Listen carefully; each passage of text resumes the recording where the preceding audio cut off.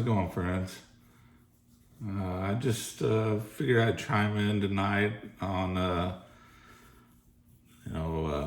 Matthew at Model Car Videos, and then Jason at Blue Hawks.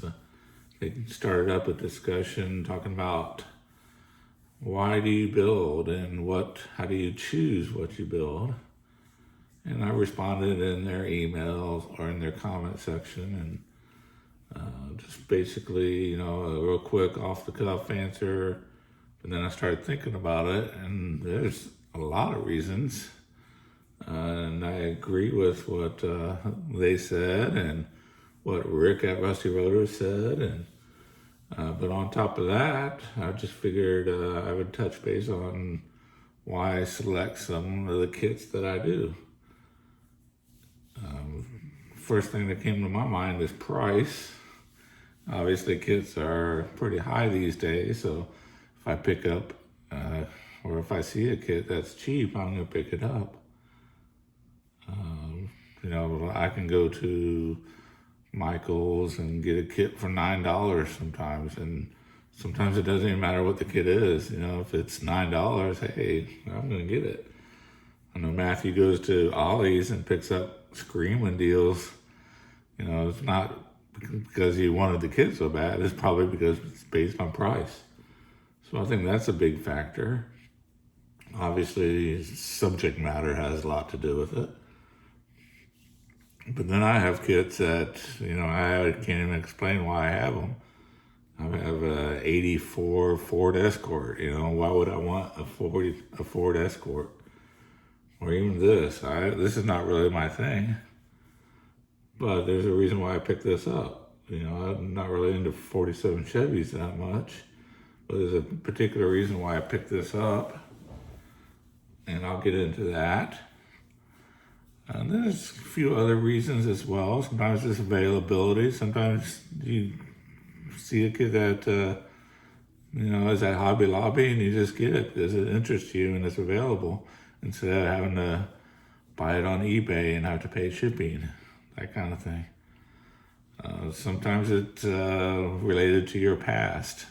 Sometimes it's related to what you had in high school or what your dad used to drive. It could be many reasons. But for this particular car here, I chose it because it was the Indy pace car for the Indianapolis 500 in 1948. So the 1948 Chevy was this car, and it looks similar to this. So I collect Indy pace cars, models, and I'll get into those and in later videos. I have almost all post-war pace cars. You saw my Fiero pace car in an earlier video. And eventually I'll display all my pace cars. But this one here is the first one that I have from the post-war era. They didn't run the Indianapolis 500 in 1942 to 1945. So 1946 was when they came back from the war. So that's when I started collecting pace cars from 1946 until today. But this is the first one I have in my collection. And I've been wanting this for a long time, and I saw resin bodies out there, and they were kind of pricey, and they weren't exactly what I wanted. I don't think they had the correct grill and correct wheels and all that kind of stuff. And some of them had the fastback type roof, Fleetliner, I guess is what they call it. But the pace car convertible was hard to find. So I figured I'd pick this one up, and I did some research and some studying, and I realized I can make this a pace car convertible just by chopping the top. Because this kit here, you can actually build a 1946, 47, or 48 Chevy, I believe, So it comes with the grill for the 48 Chevy. And man, this is a nice kit. That's another reason why I choose some of the models that I buy is based on the company who makes it. Many of you guys talk about how nice Tamiya kits are, and I'll buy a kit just because it's a Tamiya. Not necessarily I want a Toyota Celica or an Audi Quattro in my collection. It's just because I know Tamiya kits are so nice, and they make really cool cars, really cool models. But anyway, I'll get into this. This was actually pretty easy to modify because from this line here down is exactly like a convertible. So I just cut the top above this body line and presto, you got a convertible. The only thing I had to do is kind of modify around here a little bit to make it look right. And I had to come up with some different wing vents because these wing vents are shaped for this coupe style. So I robbed some wing vents out of the 48 Ford IMC kit, and they fit perfectly. So let me go ahead and show it to you.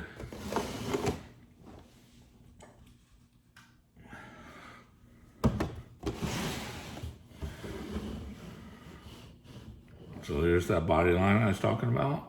I just cut there and went up the windshield post and across the top of the windshield frame.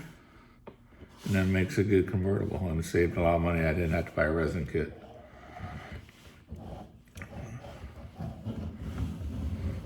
So this car has kind of a matte finish. I didn't want it super glossy because in actuality in 1948, they didn't really come super glossy. And all the research that I've done, all the cars have been repainted and they're super glossy and smooth, and I just, from the pictures I have, I didn't want it super glossy and smooth, so I went with this finish to make it look a little more realistic. And as far as I can tell, this is the correct color.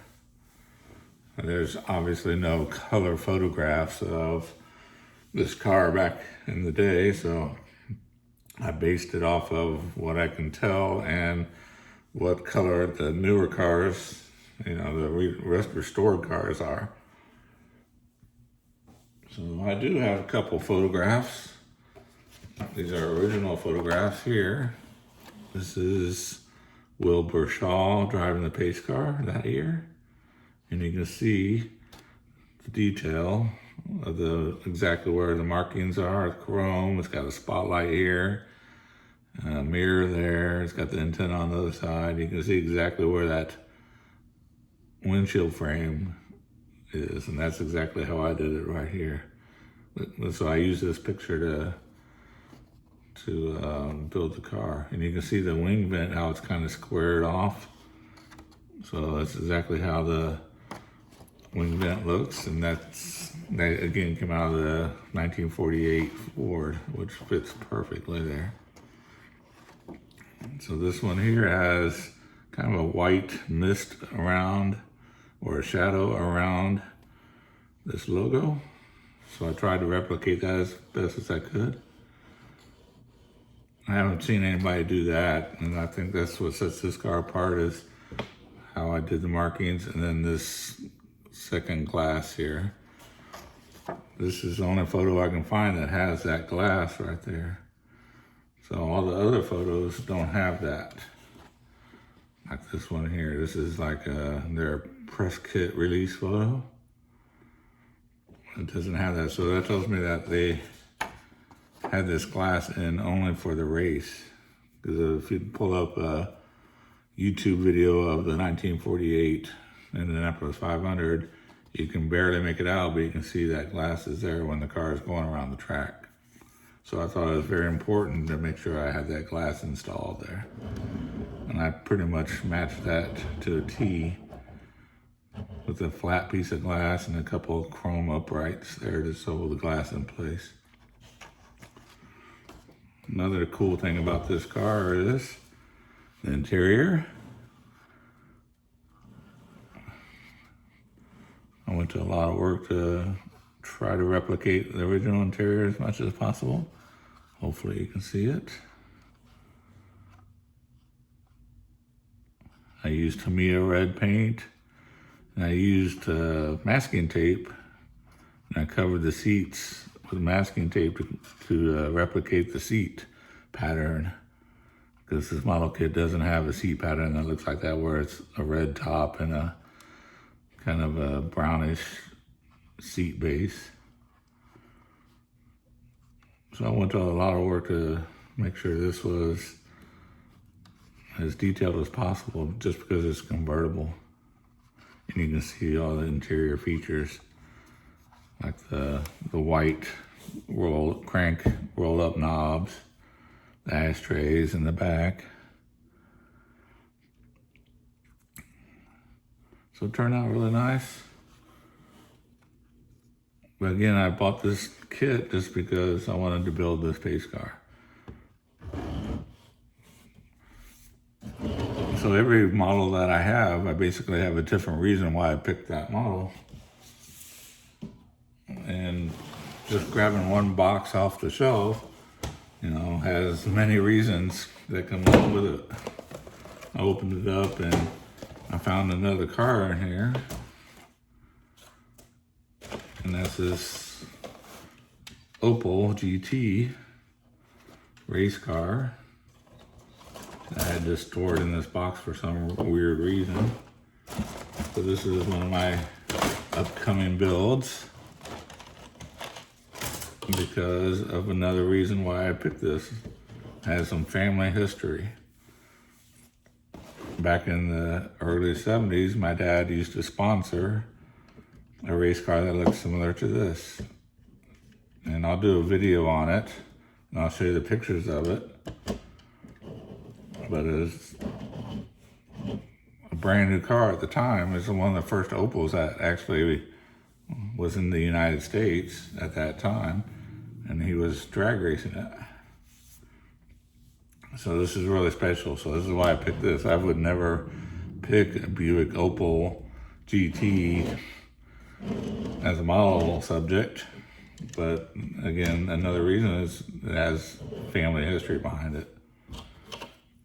So, there are many reasons why people pick the kits they do. And it's probably, everybody has their own reasons, but it's just a few of my reasons. So yeah, to sum it up, I think one of the main reasons why I do pick the kits I do is probably because of my family history, my influences from my dad.